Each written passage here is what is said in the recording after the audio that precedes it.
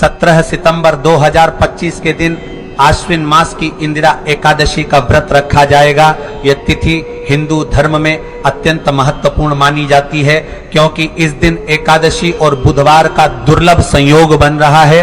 शास्त्रों में इस संयोग को अत्यंत शुभ और फलदायी बताया गया है। इस लेख में हम इस विशेष दिन के महत्व, इससे जुड़ी पूजा विधियों और विशेष उपायों के बारे में विस्तार से जानेंगे। इंदिरा एकादशी का व्रत विशेष रूप से पितृदोष से मुक्ति और पूर्वजों की शांति के लिए रखा जाता है। ऐसी मान्यता है कि इस दिन सच्चे मन से व्रत रखने और विधि पूर्वक पूजा करने से पितृदोष से मुक्ति मिलती है और पूर्वजों का आशीर्वाद प्राप्त होता है। इसके साथ ही इस व्रत को करने से व्यक्ति के सभी प्रकार के कष्ट दूर होते हैं और जीवन में सुख समृद्धि आती है। इस वर्ष इस एकादशी का महत्व और भी अधिक बढ़ गया है, क्योंकि यह बुधवार के दिन पड़ रही है। बुधवार को बुध के दिन के रूप में जाना जाता है और इस दिन किए गए उपायों का विशेष फल मिलता है। जब एकादशी जैसी पवित्र तिथि बुधवार के दिन पड़ती है तो इसका पुण्य कई गुना बढ़ जाता है। इस विशेष दिन पर एक महत्वपूर्ण उपाय बताया गया है, जिसमें पीपल के पत्ते पर राम नाम लिखकर पूजा की जाती है।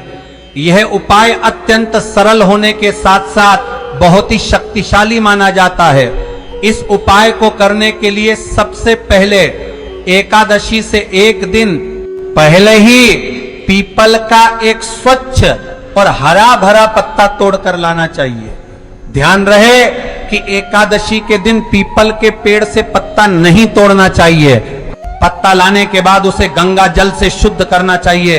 गंगा जल की कुछ बूंदें पत्ते पर डालकर उसे साफ कपड़े से पोंछ लेना चाहिए। इसके बाद केसर या सिंदूर लेना चाहिए और उसे थोड़े से जल में मिलाकर गाढ़ा लेप तैयार करना चाहिए। इस लेप को माचिस की तीली या किसी साफ छड़ी की सहायता से पीपल के पत्ते पर राम नाम लिखना चाहिए। इसके बाद सुबह के समय संकट मोचन हनुमान के मंदिर जाना चाहिए। मंदिर में चमेली के तेल या सरसों के तेल का दीपक जलाना चाहिए। तैयार किया गया पीपल का पत्ता हनुमान जी को अर्पित करना चाहिए। साथ ही बूंदी का प्रसाद या इमरती का भोग लगाना चाहिए। इसके बाद जय श्री राम जय सीताराम मंत्र का 108 बार जाप करना चाहिए और हनुमान चालीसा का पाठ करना चाहिए। ये उपाय विशेष रूप से उन लोगों के लिए बताया गया है जो शत्रु समस्याओं, नकारात्मक ऊर्जा या किसी प्रकार के तंत्र मंत्र से परेशान हैं। ऐसी मान्यता है कि इस उपाय को करने से शत्रुओं पर विजय प्राप्त होती है और नकारात्मक शक्तियों का नाश होता है। साथ ही इससे शनि दोष, पितृदोष और मंगल दोष जैसी समस्याओं में भी लाभ मिलता है। इस दिन के लिए एक अन्य महत्वपूर्ण उपाय घर में सुख शांति और समृद्धि के लिए बताया गया है। इस उपाय में हल्दी मिश्रित जल से घर में छिड़काव किया जाता है। इसके लिए सबसे पहले घर के मुख्य द्वार और सभी कमरों में गंगा जल का छिड़काव करना चाहिए। इससे घर की नकारात्मक ऊर्जा दूर होती है। फिर एक कटोरी में शुद्ध जल लेकर उसमें पिसी हुई हल्दी मिलानी चाहिए। इस जल में तुलसी का एक पत्ता डालना चाहिए। तुलसी का पत्ता भी एकादशी से एक दिन पहले ही तोड़कर रख लेना चाहिए। इस मिश्रण से पहले घर के मंदिर में, फिर सभी कमरों में और अंत में मुख्य द्वार पर छिड़काव करना चाहिए। इस उपाय से घर में सकारात्मक ऊर्जा का प्रवाह बढ़ता है और आर्थिक समस्याओं से मुक्ति मिलती है। ऐसी मान्यता है कि इससे लक्ष्मी जी की कृपा बनी रहती है और धन की कमी नहीं होती। साथ ही परिवार के सदस्यों के बीच प्रेम और सद्भाव बना रहता है। इंदिरा एकादशी के व्रत की विधि के बारे में बात करें तो इस व्रत को रखने के लिए दशमी के दिन से ही तैयारी शुरू कर देनी चाहिए। दशमी के दिन सात्विक भोजन करना चाहिए और रात को ब्रह्मचर्य का पालन करना चाहिए। एकादशी के दिन सुबह जल्दी उठकर स्नान आदि से निवृत्त होकर व्रत का संकल्प लेना चाहिए। व्रत के दिन ईश्वर का स्मरण करते हुए समय बिताना चाहिए। दिन भर व्रत रखकर शाम के समय विधि विधान से पूजा करनी चाहिए। पूजा में फल, फूल और तुलसी दल अवश्य चढ़ाना चाहिए। रात को भजन कीर्तन करना चाहिए। और अगले दिन द्वादशी के दिन सुबह स्नान आदि से निवृत्त होकर ब्राह्मण को भोजन करवाकर दान दक्षिणा देकर ही व्रत खोलना चाहिए। इस व्रत को करने से मनुष्य के सभी पापों का नाश होता है और मोक्ष की प्राप्ति होती है। ऐसी मान्यता है कि इस व्रत को करने से पितृलोक में भी सुख मिलता है और पूर्वजों को मोक्ष मिलता है। साथ ही इस जन्म में भी सुख समृद्धि और स्वास्थ्य लाभ मिलता है। इंदिरा एकादशी की कथा के अनुसार महाराज इंद्रद्युम्न ने इस व्रत को किया था जिससे उन्हें पितृ दोष से मुक्ति मिली थी। कथा में बताया गया है कि सच्चे मन और श्रद्धा से इस व्रत को करने वाले को अवश्य ही फल की प्राप्ति होती है।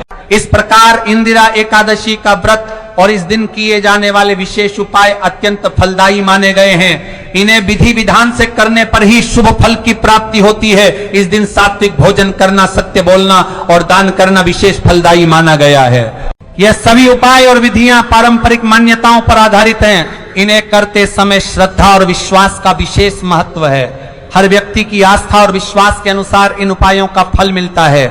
इस दिन मन को शांत रखकर ईश्वर का स्मरण करना चाहिए और परोपकार के कार्य करने चाहिए। इंदिरा एकादशी के इस पावन अवसर पर सभी को मंगल कामनाएं। ईश्वर से प्रार्थना है कि इस व्रत और उपायों को करने वाले सभी भक्तों की मनोकामनाएं पूरी हों और उनके जीवन में सुख, शांति और समृद्धि आए। इस दिन के महत्व को समझते हुए हमें इसका लाभ उठाना चाहिए और विधि पूर्वक व्रत एवं पूजा करनी चाहिए। इससे न केवल हमारे वर्तमान जीवन में सुख शांति आएगी बल्कि हमारे पूर्वजों को भी मोक्ष की प्राप्ति होगी। यह व्रत हमें आध्यात्मिक और भौतिक दोनों ही लाभ प्रदान करता है। इंदिरा एकादशी के व्रत में कुछ विशेष सावधानियां बरतनी चाहिए। व्रत के दिन क्रोध नहीं करना चाहिए। व्रत के दिन क्रोध नहीं करना चाहिए, झूठ नहीं बोलना चाहिए और किसी का दिल नहीं दुखाना चाहिए। दिन भर सात्विक विचार रखने चाहिए और ईश्वर का स्मरण करना चाहिए। रात को जागरण करना विशेष फलदायी माना गया है। व्रत के अगले दिन द्वादशी को पारण करते समय ब्राह्मण को भोजन करवाना चाहिए और दक्षिणा देनी चाहिए। गरीबों और जरूरतमंदों को दान देना चाहिए। इससे व्रत का पूर्ण फल प्राप्त होता है। व्रत करने वाले व्यक्ति को चाहिए कि वह इस दिन जितना हो सके दान पुण्य करे। इंदिरा एकादशी का व्रत करने से पहले अपने गुरु या जानकार व्यक्ति से विधि के बारे में अवश्य जानकारी प्राप्त कर लेनी चाहिए। इससे व्रत सही तरीके से हो पाता है और पूर्ण फल की प्राप्ति होती है। व्रत के नियमों का पालन अवश्य करना चाहिए। चलता है पार्श्व। इस व्रत को करने से पितृ दोष के अलावा अन्य कई प्रकार के दोषों से भी मुक्ति मिलती है, जैसे कुंडली में शनि दोष, मंगल दोष, राहु केतु दोष आदि से मुक्ति मिलती है। इस व्रत के प्रभाव से जीवन में आने वाली बाधाएं दूर होती हैं और सुख समृद्धि आती है। इंदिरा एकादशी के दिन गरीबों को भोजन करवाना विशेष फलदायी माना गया है। इस दिन अन्नदान, वस्त्र दान और धन दान का विशेष महत्व है। दान करते समय मन में किसी प्रकार का लोभ या अहंकार नहीं होना चाहिए। निस्वार्थ भाव से दान करने पर ही पूर्ण फल की प्राप्ति होती है। इस दिन भगवान विष्णु की पूजा का विशेष महत्व है। भगवान विष्णु को तुलसी दल अत्यंत प्रिय है, इसलिए पूजा में तुलसी दल अवश्य चढ़ाना चाहिए। इसके अलावा केले का भोग, पंचामृत आदि भी चढ़ाया जा सकता है। पूजा में विष्णु सहस्त्र नाम का पाठ करना विशेष फलदायी माना गया है। इंदिरा एकादशी की कथा सुनने और पढ़ने का भी विशेष महत्व है। कथा सुनने से व्रत का फल कई गुना बढ़ जाता है। कथा में बताए गए संदेशों को अपने जीवन में उतारने का प्रयास करना चाहिए। इससे जीवन में सकारात्मक परिवर्तन आते हैं। इस व्रत को करने से मन की शुद्धि होती है और आत्मा को शांति मिलती है। व्यक्ति के अंदर से नकारात्मक विचार दूर होते हैं और सकारात्मक ऊर्जा का संचार होता है। इससे मानसिक शांति मिलती है और तनाव दूर होता है। इंदिरा एकादशी के व्रत को महिलाएं और पुरुष दोनों ही रख सकते हैं। गर्भवती महिलाओं, बच्चों और बुजुर्गों को चाहिए कि वे अपनी शारीरिक स्थिति के अनुसार ही व्रत रखें। अगर पूरा व्रत रखना संभव न हो तो फलाहार कर सकते हैं या आंशिक व्रत रख सकते हैं। व्रत रखने वाले व्यक्ति को चाहिए कि वह दिन भर पानी पीते रहें ताकि शरीर में पानी की कमी न हो। व्रत के दिन हल्का और सात्विक भोजन करना चाहिए, तला भुना और मसालेदार भोजन नहीं करना चाहिए, फल और मेवे का सेवन करना चाहिए। इंदिरा एकादशी के व्रत का महत्व एंशिएंट स्क्रिप्चर्स में वर्णित है। इस व्रत को करने से मनुष्य के सभी पापों का नाश होता है और अंत में मोक्ष की प्राप्ति होती है। यह व्रत न केवल वर्तमान जीवन में बल्कि परलोक में भी लाभ पहुंचाता है।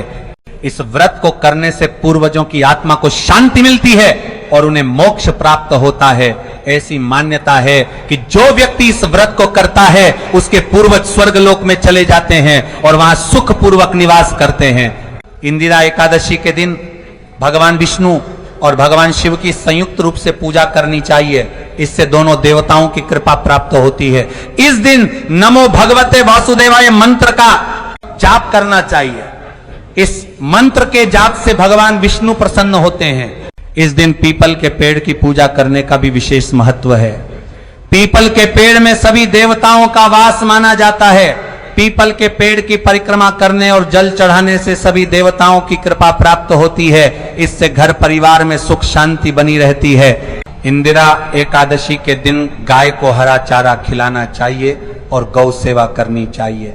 गाय में सभी देवताओं का वास माना जाता है। गौ सेवा करने से सभी देवता प्रसन्न होते हैं और आशीर्वाद देते हैं। इससे जीवन के सभी कष्ट दूर होते हैं और आशीर्वाद देते हैं। गाय में सभी देवता प्रसन्न होते हैं। इमृति प्रति का चारा और आशीर्वाद देते हैं और कल्लीदार कल्ली कर। इस दिन तुलसी के पौधे की पूजा करनी चाहिए और तुलसी को जल चढ़ाना चाहिए।